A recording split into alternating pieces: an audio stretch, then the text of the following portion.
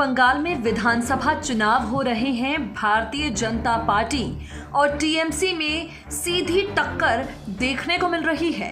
इन सबके बीच भारतीय जनता पार्टी ने केंद्रीय मंत्री बाबुल सुप्रियो को विधानसभा का टिकट दिया, टालीगंज सीट से चुनावी मैदान में उतारा। बाबुल अक्सर टीएमसी चीफ ममता बनर्जी के निशाने पर रहते हैं। हालांकि ये बात बहुत ही कम लोगों को पता है। जब बाबुल सुप्रियो ने दूसरी बार शादी की थी, तब ममता बनर्जी की तरफ से उन्हें खास तोहफा दिया गया था। आज इस खास रिपोर्ट में हम आपको बाबुल सुप्रियो की निजी जिंदगी के बारे में कुछ खास जानकारी देंगे। संगीत की दुनिया में मशहूर बाबुल सुप्रियो आज की तारीख में राजनीति के मैदान में भी एक बड़ा नाम बन गए हैं। आपको बता दें, 15 दिसंबर 1970 को पैदा होने वाले Babul Supriyo actor, playback singer और टीवी होस्ट रह चुके हैं, लेकिन उनके मन में राजनीति के प्रति आकर्षण था। यही आकर्षण उन्हें राजनीति के मैदान में खींच लाया। पश्चिम बंगाल की आसनसोल सीट से सांसद बाबुल सुप्रियो ने 2 शादियां की हैं। आपको बता दें, पहली पत्नी से उनका तलाक होने के बाद उन्होंने एयर होस्टेस रचना शर्मा के साथ शादी रचाई। मजे की बात यह है, अपने धुर विरोधी बाबुल की शादी के लिए ममता बनर्जी ने मदद का हाथ बढ़ाया था। आपको बता दें, 1995 में बाबुल सुप्रियो की पहली शादी रिया के साथ हुई। 11 सालों तक दोनों के रिश्ते ठीक ठाक चले, लेकिन उसके बाद इनके संबंधों में खटास आई। साल 2006 में इनका तलाक हो गया और दोनों के अपने अपने रास्ते अलग हो गए। रिया और सुप्रियो की पहली मुलाकात शाहरुख खान के एक कार्यक्रम में हुई टोरंटो में। दोनों की एक बेटी भी हुई जिसका नाम शर्मिली है।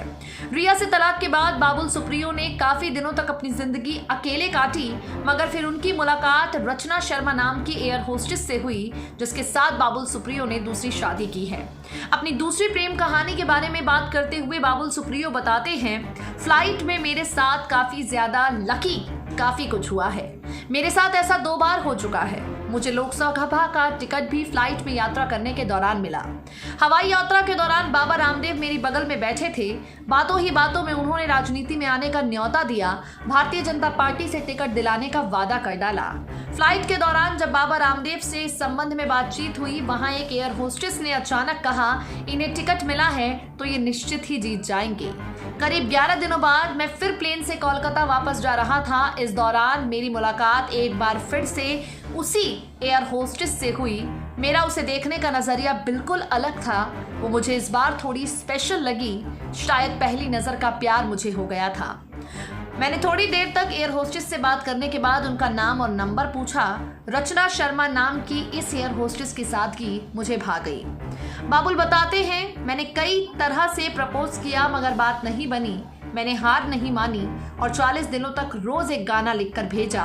तब जाकर एयर होस्टेस रचना ने मुझे नोटिस किया।